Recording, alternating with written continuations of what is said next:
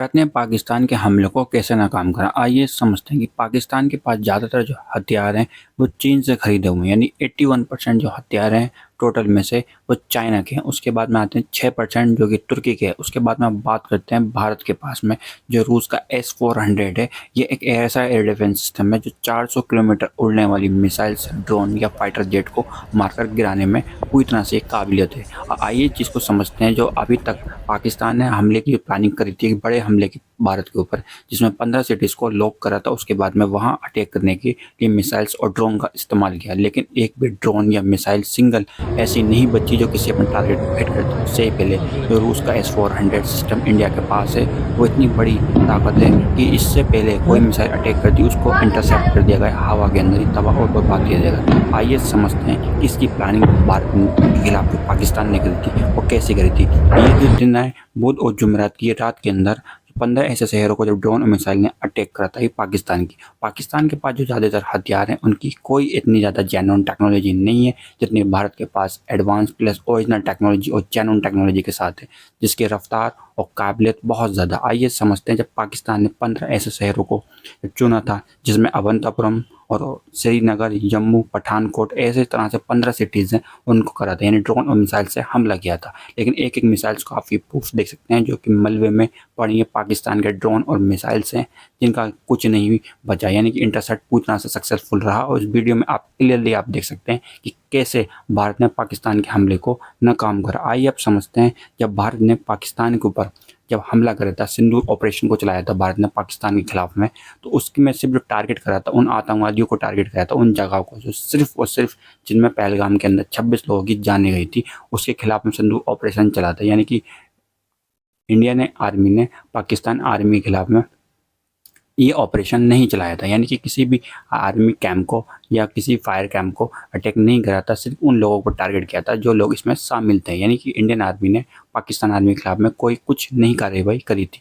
लेकिन पाकिस्तान आर्मी के बाद में जो पूंछ के अंदर आपने न्यूज़ देखी होगी, आइए समझते हैं कि पूंछ के अंदर पाकिस्तान आर्मी ने जो इंडियन आर्मी के खिलाफ में और वहाँ के लोगों के खिलाफ में कितनी ज़्यादा गोली फायरिंग करी है। और वहाँ पर जो पाकिस्तान के पास में जो LOC वे जो कंट्रोल लाइन है, वहाँ पर भी बड़ी बड़ी तोपें दागी हैं। और उसके बाद में पूंछ की अब हालत, आज की हालत कैसे हैं, तो इसको भी आप देखने हुए चलिए कि वहाँ पर जो बड़ी बड़ी मस्जिद वो थी, पूरी पूरी मार्केटें थी, वो पूरी तरह से तबाह और बर्बाद हो गई हैं। उनकी जो दुकानें हैं वो पूरी तरह से क्लोज है। और वहाँ पर एक मंदिर भी टूटने की न्यूज़ आई है और एक उसमें जो गुरुद्वारा होता है वो भी पूरी तरह से तबाह और बर्बाद हो गया। उसमें आज को ये चीज़ देखनी चाहिए, जब जो दोनों देशों के बीच में लड़ाई हो रही है तो उसमें सबसे ज़्यादा जो नुकसान होता है वो आम जनता को होता है। एक टाइम पर वहाँ पूंछ के एरिया में काफ़ी बड़ी मार्केट थी, आप जाएँ तो बड़ी बड़ी दुकानें, वहाँ पर किराए और बहुत ज़्यादा मार्केट से जो अर्निंग होती है वहाँ के लोगों की वो पूरी तरह से ख़त्म हो गई। ना ही तुम्हारी दुकान वहाँ पे कोई उठ सकती, ना ही खुल सकती।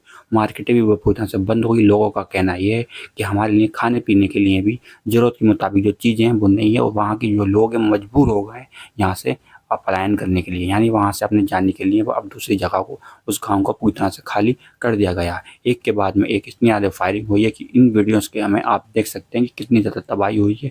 ये आपको बयान कर देंगे कि गोलियाँ, छतें गिर गई हैं, दीवारों के अंदर इतनी फायरिंग, छतों के गेट पूरी तरह से तबाह और बर्बाद हो गए हैं। छत के साथ में घर के गेट भी तबाह और बर्बाद। आइए समझते हैं कि इस चीज़ के अंदर कितना ज़्यादा नुकसान हुआ। अब तक 3 औरतों की डेथ हो चुकी है और 5 बच्चे इसके अंदर शामिल हैं और 16 ऐसे सिटीजन हैं जो इंडियन के हैं जिनकी भी इसमें डेथ हुई थी। लेकिन सवाल यहाँ पर यह आता है कि जब इंडियन आर्मी ने पाकिस्तान आर्मी को निशाना नहीं बनाया तो पाकिस्तान आर्मी ने पलट के बाद पाकिस्तान आर्मी ने इंडियन आर्मी के ऊपर क्यों किया। अब सिंदूर ऑपरेशन जो चलाया था सिर्फ उन लोगों के खिलाफ चलाया था जो पहलगाम में इसके अंदर शामिल थे। लेकिन इस बार जो हमला होगा वो बड़ा होगा पाकिस्तान के खिलाफ में, और पाकिस्तान इस चीज़ को नहीं रोक पाएगा क्योंकि रूस का जो S-400 सिस्टम है वो 400 किलोमीटर की रेंज पकड़ता है, जिसके अंदर एक एक चीज़ को तबाह और बर्बाद करने की ताकत रखता है। लेकिन अगर बात करें पाकिस्तान की, तो पाकिस्तान के पास जो चाइना का एयर डिफेंस सिस्टम है जिसकी रेंज सिर्फ 200 किलोमीटर, यानी 200 किलोमीटर हवा में उड़ने वाली चीज़ कोई वो रोक सकता है। लेकिन इंडिया के जो इससे बहुत ज़्यादा आगे और एडवांस टेक्नोलॉजी के साथ में चल रहा है।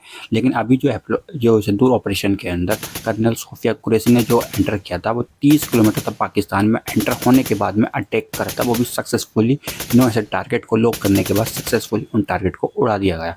लेकिन इसके बाद में सारी जो नज़र है वो सोफिया कुरैशी की तरफ है कि 30 किलोमीटर घर में घुसने के बाद में, पाकिस्तान में एंटर होने के बाद में उन चीज़ों को, टारगेट को हिट करा था। अब आपके दिमाग में ये चीज़ आ रही हो कि पाकिस्तान के अंदर जब 30 किलोमीटर तक भारत घुस सकता है, तो अब जो बड़ा ऑपरेशन होगा वो कितने किलोमीटर तक घुस सकता है और कितना बड़ा तबाही मचेगी पाकिस्तान के खिलाफ में। इस टाइम पर बॉर्डर के अंदर काफ़ी ज़्यादा जंग छिड़ हुई है, फायरिंग और गोलीबारी भी चल रही है।